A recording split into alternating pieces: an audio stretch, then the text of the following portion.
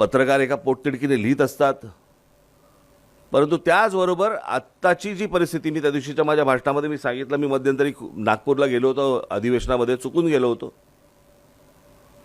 मला अनेक काही जुने पत्रकार मला भेटले आणि ते पत्रकार भेटल्यावरती मी त्यांना विचारलं, म्हटलं काय सध्या कुठे आहात. माझा विचारण्याचा उद्देश असा होता की वर्तमानपत्र का चॅनल. तर त्यांनी सांगितलं नाही, या मंत्र्याकडे असतो.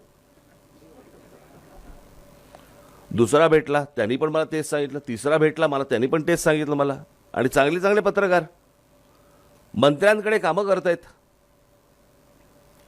आणि जर समजा अशा प्रकारे जर समजा राज्यकर्त्यांना, मंत्र्यांना, आमदारांना, खासदारांना जर समजा वाटलं की आम्ही तुम्हाला कसेही शरण आणू शकतो आणि तुम्हाला कधीही विकत घेऊ शकतो, ही मला असं वाटतं जी भावना निर्माण झालेली आहे, ही जोपर्यंत मरत नाही, त्यांना भीती वाटत नाही तुमची, तोपर्यंत काही होणार नाही. हा सगळा पोकळ आशावाद आहे. तुम्ही लिहित राहाल, तुम्ही बोलत राहाल, सगळ्या गोष्टी होत राहतील, परंतु त्यांना जर ह्या गोष्टींची, ह्यांच्या लिहिण्याने आणि बोलण्याने ना आमची सत्ता जाते ना आमची सत्ता येते, असा जर समज झाला असेल तर तो घालवणं हे मला असं वाटतं सर्व पत्रकारांचं एकत्र येऊन काम करणं गरजेचं आहे त्याच्यासाठी.